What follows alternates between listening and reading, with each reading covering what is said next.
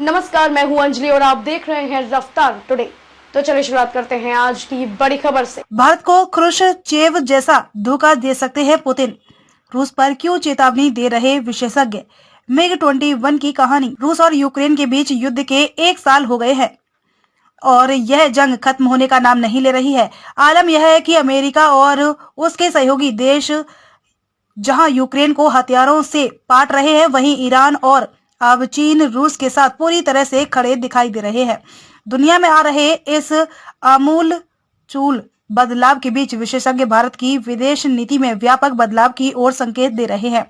साथ ही वे कमजोर रूस और चीन के बढ़ते प्रभाव को लेकर भारत को सोवियत संघ का उदाहरण देकर चेतावनी दे रहे हैं। एक रिपोर्ट के मुताबिक चीन को खुश करने के लिए सोवियत संघ ने क्यूबा मिसाइल संकट के समय भारत को MiG-21 फाइटर जेट देने में देरी कर दी थी।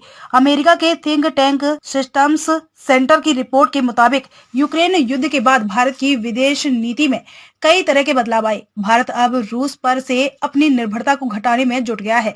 रूस ने यूक्रेन युद्ध में बहुत खराब प्रदर्शन किया है। इसके अलावा अब रूस पश्चिमी देशों के प्रतिबंध के बाद हथियारों का उत्पादन करने में काफी मुश्किलों का सामना कर रहा है। इसी वजह से भारत में अब रूस के भविष्य में रणनीतिक पार्टनर होने की उपयोगिता को लेकर बहस छिड़ गई है। इस रिपोर्ट में भारतीय विश्लेषकों के हवाले से कहा गया, भारत को एक कमजोर रूस के लिए खुद को तैयार करना होगा, जिसकी चीन पर निर्भरता बहुत ज्यादा है। विश्लेषकों ने कहा कि इसका दुष्प्रभाव यह हो सकता है कि रूस भारत के हितों के खिलाफ कदम उठाने के लिए मजबूर हो सकता है। इसमें आपातकालीन समय में हथियारों की आपूर्ति पर रोक शामिल है। भारतीय विश्लेषक इसका एक ऐतिहासिक उदाहरण भी देते हैं। साल 1962 में भारत और चीन के बीच जंग हुई थी। उस समय भारत को घातक हथियारों की बहुत सख्त जरूरत थी। ठीक उसी समय दुनिया में क्यूबा मिसाइल संकट शुरू हो गया था। भारत ने अपने दोस्त सोवियत संघ से MiG-21 फाइटर जेट देने की गुहार लगाई, लेकिन कम्युनिस्ट देश के नेता निकिता क्रुश्चेव ने भारत को MiG-21 फाइटर जेट की डिलीवरी में जानबूझकर देरी कर दी। दरअसल सोवियत संघ को क्यूबा मिसाइल संकट के दौरान अमेरिका से निपटने के लिए चीन के समर्थन की जरूरत थी। इसके लिए सोवियत नेता ने भारत को MiG-21 फाइटर जेट देने में देरी कर दी।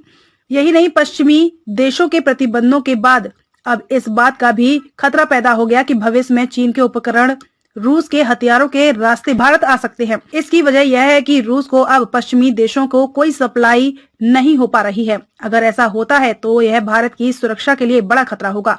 भारत के पास रूस के लिए एक बड़ा हथियार है। रिपोर्ट में यह भी कहा गया है कि हालांकि अभी भारत के पास ऐसा हथियार है जो रूस को साथ बने रहने के लिए मजबूर कर सकता है। भारत चीन के इतर रूस का एक बड़ा व्यापारिक साझेदार है। अकेले भारत ने यूक्रेन युद्ध के बीच अप्रैल से लेकर दिसंबर 2022 तक रूस से 21 अरब डॉलर से ज्यादा का कच्चा तेल आयात किया है। इससे पहले भारत रूस से ना के बराबर तेल खरीदता था।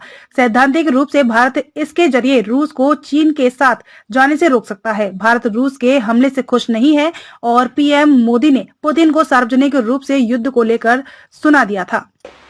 खबरों में अब तक के लिए बस इतना ही। मिलते हैं फिर ऐसी ही बड़ी खबर के साथ। तब तक के लिए नमस्कार और देखते रहिए रफ्तार टुडे।